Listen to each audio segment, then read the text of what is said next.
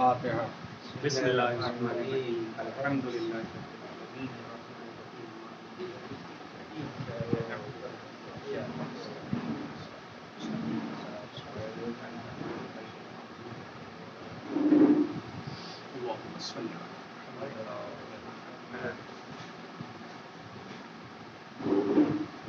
اعوذ باللہ من الشیطان اللعین الرجیم، لا حول ولا قوة الا باللہ العلی العظیم، بسم اللہ الرحمن الرحیم۔ الحمد للہ رب العالمین، الصلاۃ والسلام علی اشرف الانبیاء والمرسلین، المخاطب بطٰہٰ و یاسین وآلہ الطیبین الطاہرین المعصومین المظلومین من یومنا ھذا الی یوم الدین، اما بعد فقد قال اللہ تبارک و تعالی فی کتابہ المبین وہو اصدق الصادقین وقولہ الحق۔ بسم اللہ الرحمن الرحیم، ان الدین عند اللہ الاسلام۔ اللہم صل علی محمد وعلی محمد۔ عزیزان گرامی، کلام مبین کی مشہور و معروف آیت کہ جس کے اوپر، جس کے حوالے سے اور جس کے ذیل میں گزشتہ کئی ایام سے گفتگو کا سلسلہ جاری ہے، اور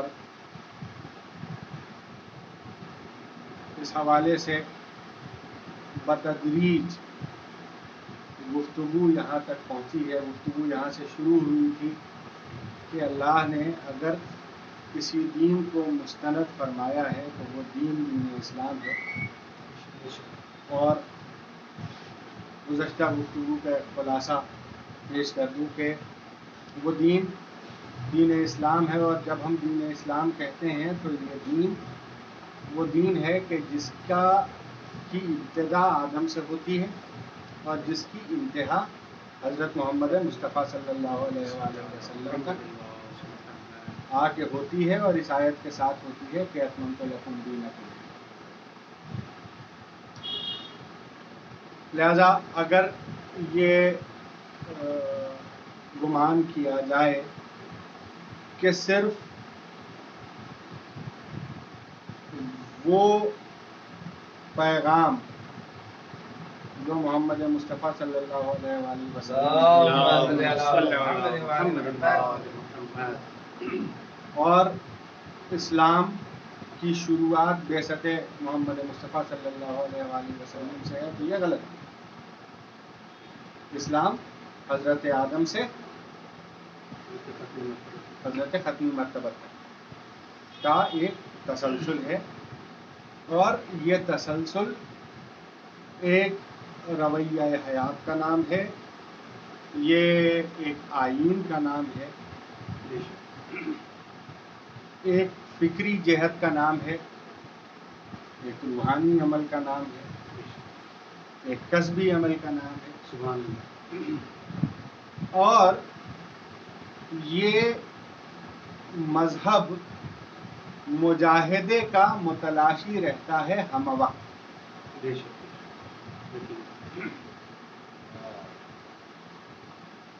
مجاہدہ لفظ جہد سے بنا ہے۔ جہد کا مطلب اگر انگریزی میں ٹرانسلیٹ کیا جائے تو اس کا مطلب ہوتا ہے ٹو اسٹرائیو، کسی سلسلے میں وتھ فل پوٹینشیل ایگزرٹ کرنا، کوشش کرنا اور اپنے ہدف کو حاصل کرنا۔ ایک بڑی پرلطف بات یہ ہے کہ جہاد، مجاہد، یہ جو کلچرڈ ورلڈ ہے اس نے اس کو as a bad name associate کر دیا ہے مسلمانوں کے ساتھ۔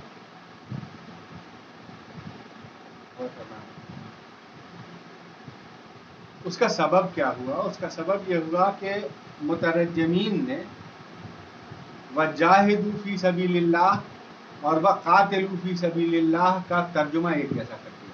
نعرہ صلی اللہ. اللہم صلی علی محمد.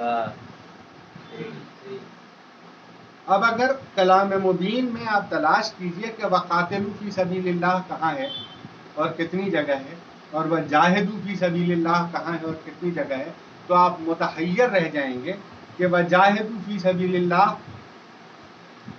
انیومریبل اور وقاتلوا فی سبیل اللہ خال خال خال، جہاں صورتحال یہ ہو کہ کوئی آ کے آپ کی گردن زدنی کر دے گا. یعنی حد یہ ہے کہ مشرکین کے سلسلے میں بھی ایک وضاحت اور کر دوں کہ شرک کو اللہ سب سے بڑا گناہ تصور فرماتا ہے.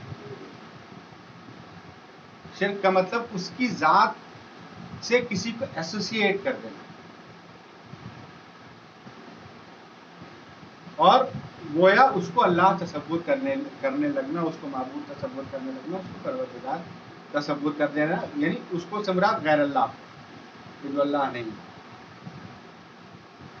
مشرکین تک کے لیے بھی وقاتلوا فی سبیل اللہ کا کونوٹیشن کلام مبین میں تب تک نہیں ملتا ہے جب تک کہ وہ آپ پر چڑھائی نہ کرے. اسلام دفاعی خوریزی کی اجازت دیتا ہے. میں دھیرے دھیرے آج کی گفتگو میں کوشش یہ کروں گا کہ جس تصور حیات اور جس تصور اسلام کے سلسلے سے میں نے گفتگو کا آغاز کیا تھا اس کو آج کنکلوڈ کر دوں، کیونکہ کل کی مجلس متحمل نہیں ہوتی ہے 9 محرم کی مجلس میں کہ بہت زیادہ بیان کی گفتگو کی جائے اور فضیلتیانہ اور ویسے مضامین پر گفتگو کی جائے اور زبان کھولی جائے. لہذا آج کی گفتگو میں کوشش یہ کروں گا کہ اپنے موضوع کو تکمیل تک پہنچا دوں. تو یہ جو ایک غلط فہمی پیدا ہوئی وجاہدوا فی سبیل اللہ اور وقاتلوا فی سبیل اللہ کے حوالے سے، جو غلط فہمی پیدا کی گئی، یہ غلط فہمی تصور کی جاتی اگر تاریخ میں وجاہدوا کی جگہ عملاً وقاتلوا نظر نہیں آتا تو. نعرہ صلوات. اللہم صلی علی محمد. اگر تاریخ کا مطالعہ کیجئے اور ناقدانہ نقطہ نظر سے تاریخ کا مطالعہ کیجئے، یعنی واقعہ کو برائے واقعہ پڑھنے کے بجائے ان واقعات کے پیچھے ان واقعات کے محرکات کیا تھے ان تک رسائی حاصل کرنے کی کوشش کیجئے، تو تاریخی واقعات موجودہ دور میں قوم کے انحطاط کے جو اسباب ہیں ان تک آپ کو پہنچا دیں. اور اس حوالے سے پیچھے گفتگو میں کرتا آیا ہوں اور اس حوالے سے اپنا خیال ناقص آپ حضرات کی گوش گزار کرتا آیا ہوں.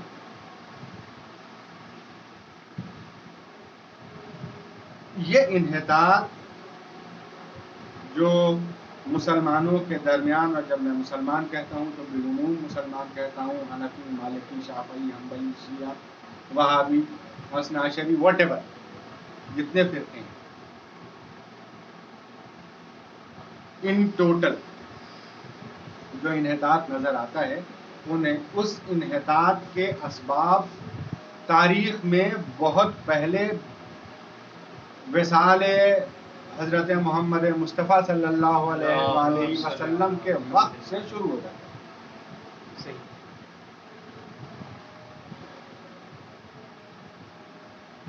دعوت یعنی دین کی طرف لوگوں کو بلانے کا جو طریقہ تھا، اس میں رسول اللہ اور ان کے فوراً بعد خلافت اول میں زمین آسمان کا فرق پڑ گیا. تاریخ دیکھیے. اپنی طرف سے یہ بندہ حقیر فقیر کو تقریر کچھ کہہ نہیں رہا اور کہنے کی اوقات بھی نہیں رکھتا, کہنے کی صلاحیت بھی نہیں رکھتا. جو کتابوں میں درج ہے, اور چاہے وہ طبری ہو, چاہے ابن ہشام ہو, چاہے ابن خلدون ہو, ان کی تاریخوں کا مطالعہ کرنے کے بعد جو نچوڑ اس کم علم کے ذہن میں آیا ہے اور اس پر جو نظریہ قائم کرنے میں یہ حقیر فقیر کو تقصیر کامیاب ہوا ہے, وہ آپ حضرات کا بوجھ گزار کیے گئے.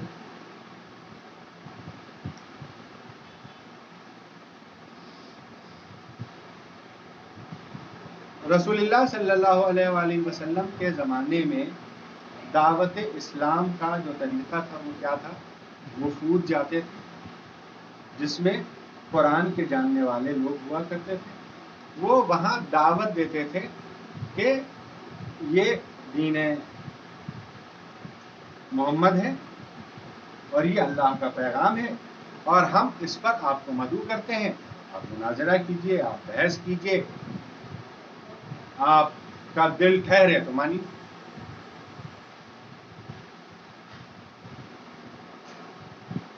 اسی سسٹم آف دعویٰ سے 5-7 لوگوں کے درمیان شروع ہونے والا محمد مصطفیٰ صلی اللہ علیہ وآلہ وسلم کا پیغام اسی طریقے سے, اسی انداز سے اور اسی طریقہ دعوت سے پھیلتے پھیلتے پھیلتے پورے عرب پر محیط ہو گیا اور تمام عرب زیر نگیں آ گیا فلسفہ اسلام کے. میں فلسفہ اسلام کہتا ہوں, میں یہ نہیں کہتا ہوں کہ سارا عرب زیر نگیں آ گیا حضرت محمد مصطفیٰ صلی اللہ علیہ وآلہ وسلم کے. ان کے زیر نگیں تو ساری کائنات ہے. کیا اور فرمایا آپ نے خطہ عرب پوری طرح مسلمان ہو چکا تھا اسی طریقہ دعوت سے. اس کے بعد سقیفہ بنو ساعدہ میں, یعنی سرکار دو عالم کے وصال کے بعد سقیفہ بنو ساعدہ میں حضرت ابو بکر کا نامینیشن ہوا, اس کے اوپر بیعت ہوئی, مسلمانوں نے بیعت کی. جو کچھ حالات تھے, حضرت عمر کا ایک جملہ دہرا دیں.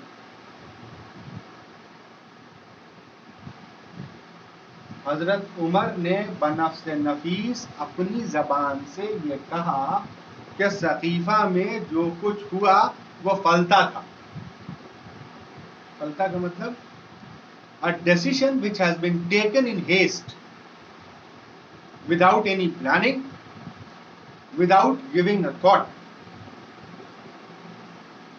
لیکن اللہ کا شکر ہے کہ اس نے اس فلتا سے وجود میں آنے والے شر سے اس قوم کو محفوظ رکھا.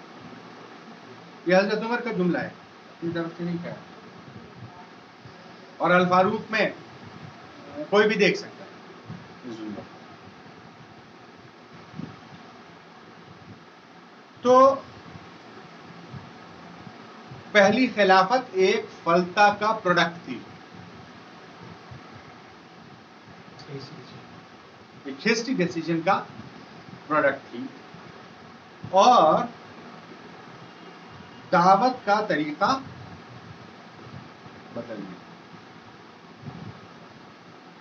لشکر اسلام مسلح افواج قرب و جوار کی حکومتوں میں بھیجتا تھا, پہنچتا تھا لشکر اسلام, اور 2 شرطیں,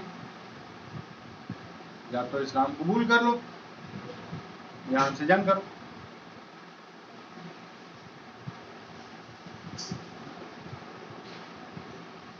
جو کمزور ریاستیں تھیں انہوں نے قبول کر لیا, جو طاقتور ریاستیں تھیں انہوں نے جنگ کی, خونریزی کی.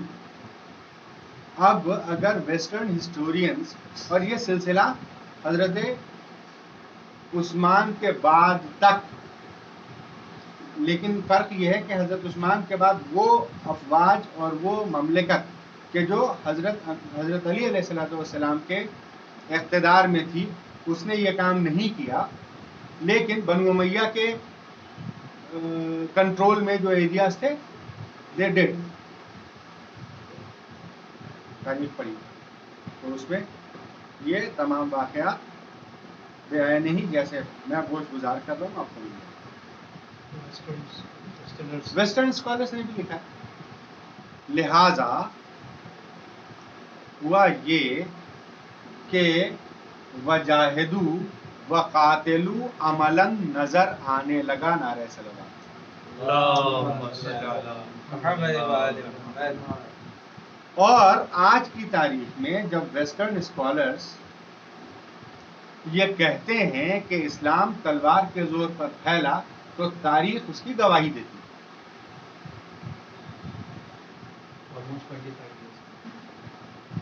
بہت بڑا عرصہ ہوتا ہے 25 سال، کوارٹر آف اے سینچری ہوتا ہے. یکے بعد دیگرے فتوحات ہوتی گئی، بہت گرینڈ ہو گیا. پورا پرشیا، آپ کا ایجپٹ، مصر، ادھر یہاں افغانستان تک، سندھ تک. تو یہ جو expansionism by force and by power تھا یہ تو ہوا. کسی کے منہ میں دانت ہے تو ان تاریخی واقعات سے انکار کر دے.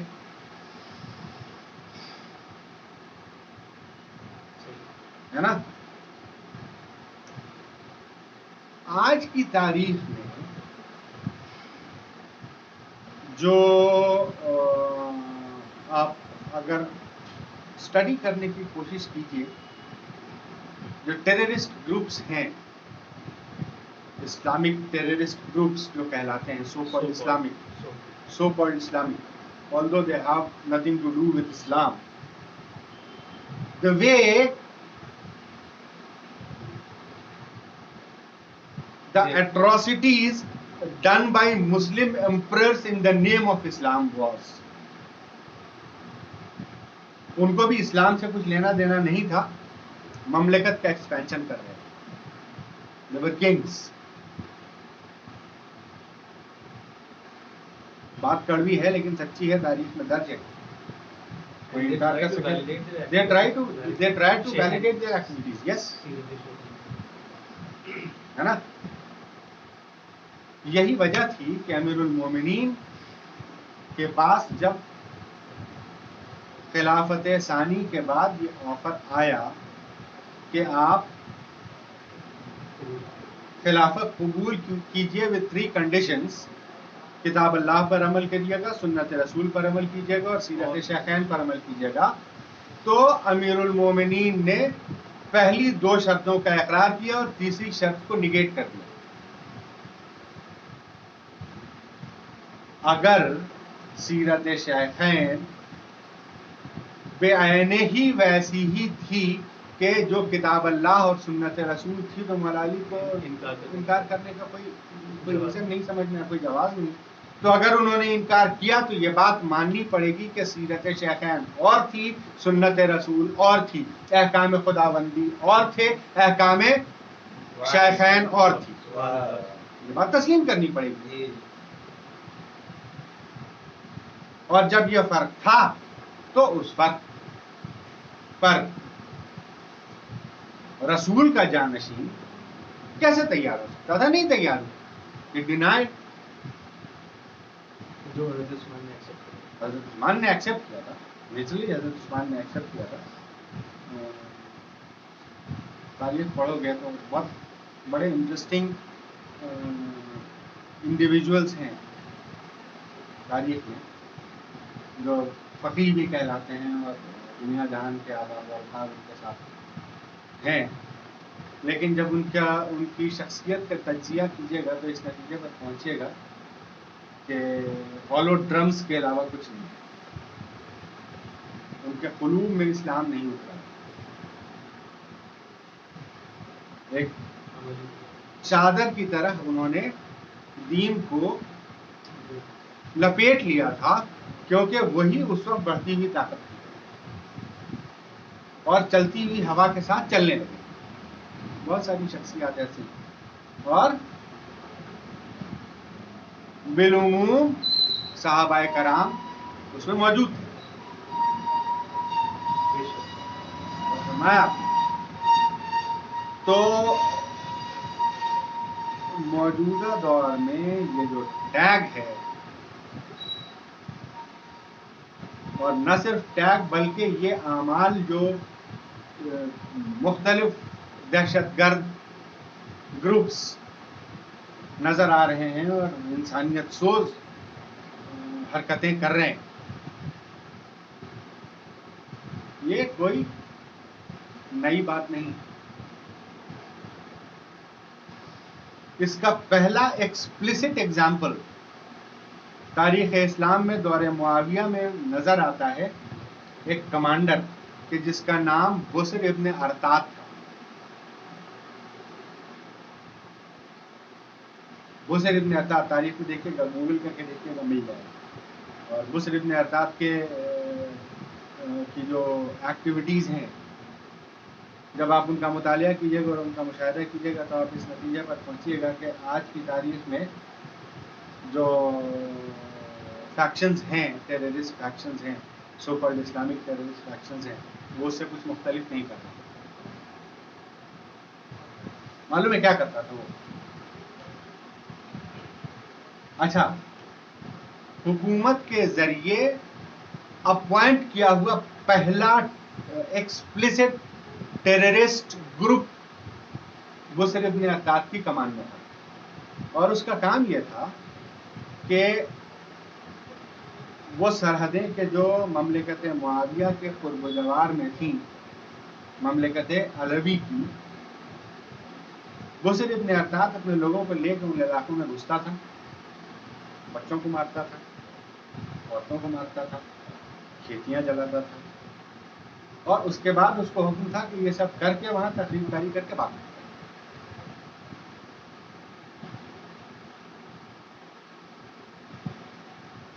پیڈ اپوائنٹڈ ایکسپلسٹ ٹیررزم کا پہلا نمونہ اور پہلا کانسیپٹ جو نظر آیا مسلمانوں کے درمیان، وہ نظر آیا معاویہ کے ذریعے.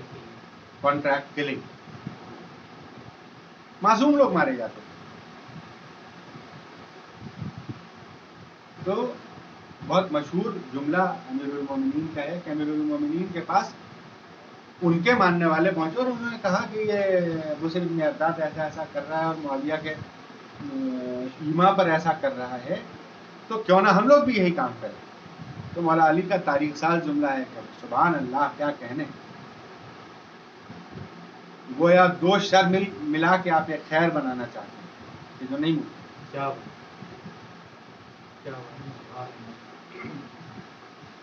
In principle, terrorism is against the spirit and teachings of Islam. In principle.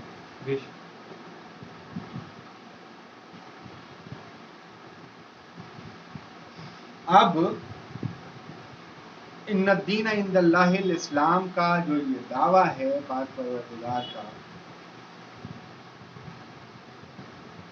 کیا یہ دعویٰ مسلمانوں کے حوالے سے، مسلمانوں کے اعمال و افعال کے ذریعے منعکس بھی ہو رہا ہے دنیا میں یا نہیں ہو رہا ہے؟ سوال یہی تھا نا بھائی، کہ اسلام ایک کنسیپٹ ہے، ایک آئیڈیالوجی ہے، ایک وے آف لائف ہے. مسلمان اس آئیڈیالوجی، اس وے آف لائف کے فالوورز ہیں. لہذا اگر اسلام کو سمجھنا ہوگا یا دنیا کو اسلام کو دیکھنا ہوگا تو مسلمانوں کو دیکھے گی نا بھائی، کہ مسلمان کیسے بیہیو کر رہے ہیں. مسلمانوں کے بیہیویئرل پیٹرن میں جو چیز دنیا کو نظر آئے گی، دنیا اسی کو تو اسلام سمجھے گی بھائی. صحیح. لیکن اس میں کانٹرڈکشن نظر آ رہا ہے، اس میں تضاد ہے. مسلمان جو کر رہا ہے وہ احکام میں ہے نہیں، اور جو احکام میں ہے وہ کرتا ہوا مسلمان نظر نہیں آتا ہے. دنیا اسلام وہ سمجھتی ہے کہ جو مسلمان کر رہا ہے، دنیا کا بھی قصور نہیں ہے. یہ تو مسئلہ ہو گیا، اس مسئلے کا حل. پرابلم ہے نا بھائی، بہت بڑی پرابلم، آئیڈینٹی کرائسس ہے بھائی. اور آئیڈینٹی کرائسس سے بڑا کوئی کرائسس ہوتا نہیں. تو اتنے بڑے آئیڈینٹی کرائسس کو ہم لوگ کب تک ڈھوتے رہیں گے، اور کیوں ڈھوتے رہیں گے؟ تو اگر اس آئیڈینٹی کرائسس کو نہیں ڈھونا ہے، یہ داغ اپنے دامن سے دھونا ہے، ٹھیک ہے، تاریخ میں بہت سارے ایسے واقعات ہوئے کہ جن کو نہیں ہونا چاہیے، اس کو ہم نہیں بدل سکتے. آپ بدل سکتے ہیں، آپ کوئی نہیں بدل سکتا، ہم بدل سکتے نہیں بدل سکتے. What has happened is happened. آج کیا کر سکتے ہیں اس میں؟ آج کی تاریخ میں ہم لوگ کیا کر سکتے ہیں؟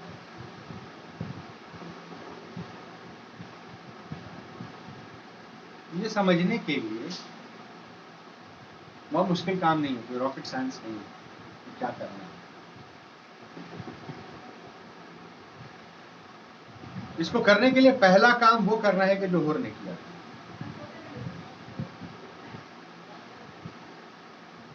اور بن یزید میرے آج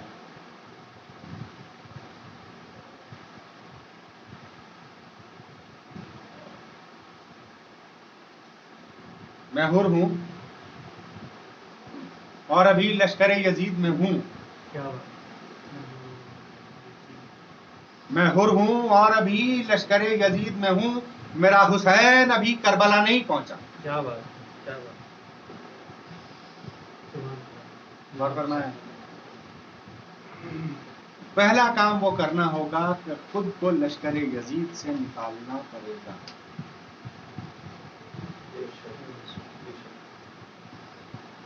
آج کی تاریخ میں لشکر یزید علامتاً بے عینے ہی موجود ہے کہ جس میں ہم سب شریک ہیں.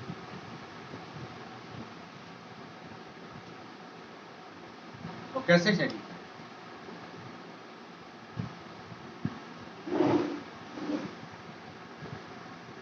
بھائی کا حق بھائی مار دیتا ہے،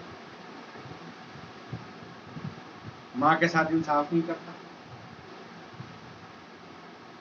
پڑوسی کی طرف پلٹ کے نہیں دیکھتا کھانا کھانے سے پہلے کہ اس نے چولہا جلایا کہ نہیں جلایا، یہ جانتے ہوئے کہ میرے پڑوس میں ایک نادار رہتا ہے.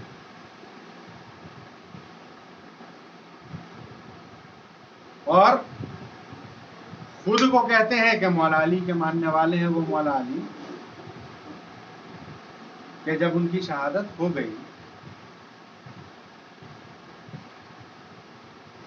تو بہت سارے لوگ بے یار و مددگار ہو گئے جن کے علم میں یہ بات نہیں تھی کہ کون ان کے نان و نقطے کا انتظام کرے. ہاتھ سے نوالا تک کھلایا مولا علی نے. ہم لساناً دعوے دار اس بات کے ہیں کہ ہم مولا علی کے ماننے والے ہیں، عملاً ہم آج بھی لشکر یزید میں ہیں. ہم کو اپنے آپ کو لشکر یزید سے آزاد کرنا پڑے گا. اور یقین جانیے جس دن ہم نے اپنے آپ کو اس فکری یزیدیت سے آزاد کر لیا، ہم عکاس بن جائیں گے. ان الدین عند اللہ الاسلام. معصوم ہونا شرط نہیں.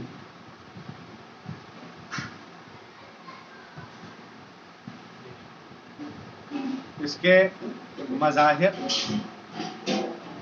وقتاً فوقتاً ائمہ کے اصحاب میں، سچے اصحاب میں نظر آتے رہے، ائمہ کے رشتہ داروں میں نظر آتے رہے. لیکن اس کا کمال اگر کہیں دیکھنا ہو تو یہ کمال آپ کو نظر آتا ہے کربلا. امام حسین کے ساتھ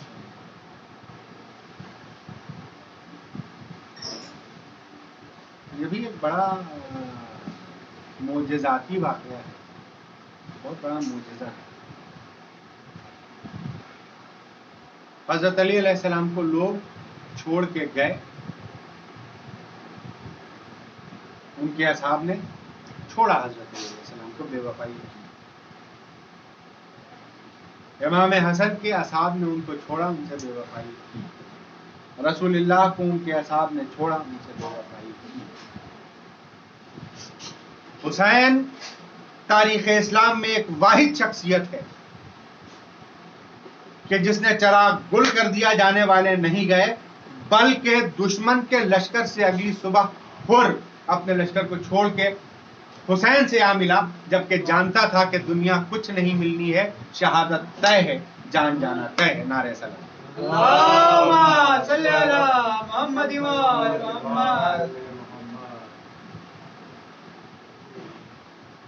امام حسین کے ان ساتھیوں میں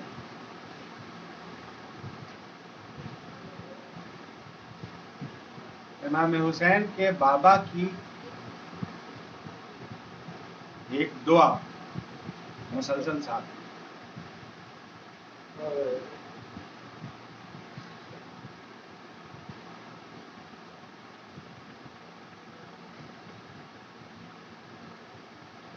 دنیا نے یہ دیکھا، اس بات کا مشاہدہ کیا کہ رخصت مدینہ سے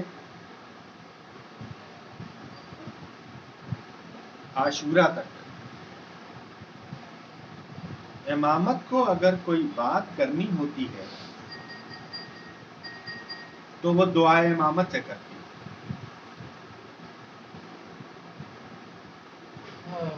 امام حسین کو کوئی انتظام کرنا ہوتا ہے تو ہمارے بنی ہاشم سے کرتی ہے.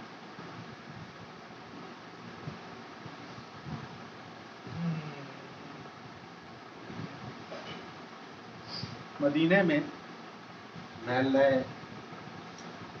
بنی ہاشم کے پاس سواریاں کھڑی ہوئی ہیں اور ایک جوان رانا بیویوں کو محمل میں سوار کر کے کہیں صاف کر.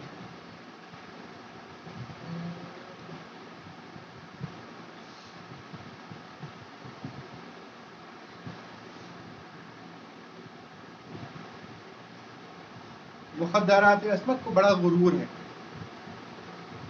عباس پہ، اور بڑا بھروسہ ہے.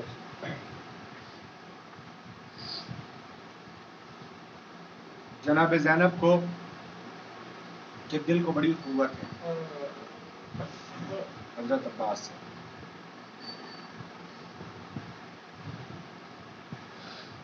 اسباب دو ہیں، ایک تو جناب عباس کی شجاعت کہ دشمنوں کو ہمیشہ جناب عباس پر حضرت علی کا دھوکہ ہوا، جنگ صفین گواہ. دوسرے جناب عباس کی اسٹریٹجک کیپیبلٹی، 72 لوگوں کو لاکھوں کے لشکر سے فجر سے لے کے عصر تک لڑا دینا.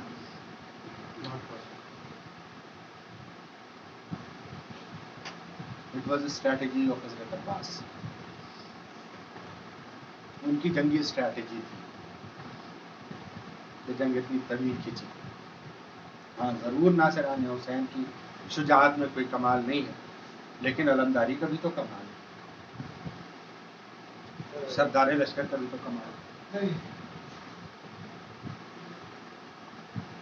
قافلہ مدینے سے روانہ ہوا بڑی شان کے ساتھ، بڑی شوقت کے ساتھ. عباس موجود، کبھی آگے کبھی پیچھے، کبھی طواف کرتا ہوا.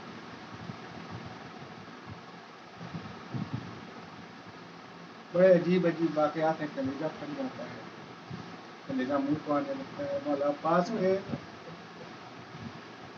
واقعات تصورتاً بھی جب ذہن میں آتے ہیں تو گویا ہمت کلام سلب ہونے لگتی. وہ عباس کہ جس نے نیزے کی ایک حد پر اتنی بڑی لشکریں، اتنے بڑے لشکر جرات کو روک دیا تھا.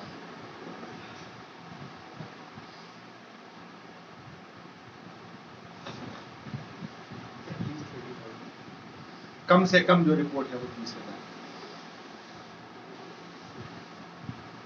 ان کی ہیبت یہ تھی، ان کا جلال یہ تھا. اور وہ وقت آ گیا کہ امام عالی مقام کی خدمت میں دونوں ہاتھ جوڑ کے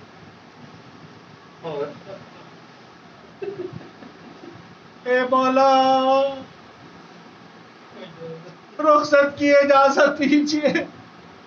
امام حسین حسرت سے بھائی کے چہرے کی طرف دیکھتے ہیں. عباس تم ہی تو میرے لشکر کی زینت ہو.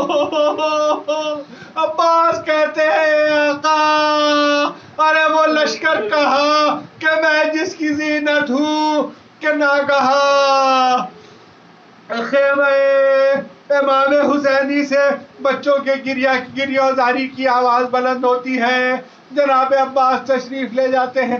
جناب سکینہ خاندان رسالت کے چھوٹے چھوٹے بچوں کو لیے حلقہ جناب عباس کرتی ہے. اے چچا پیاس مارے ڈالتی ہے. بس دو منظر اور آپ کی زحمت تمام ازادہ رہنما.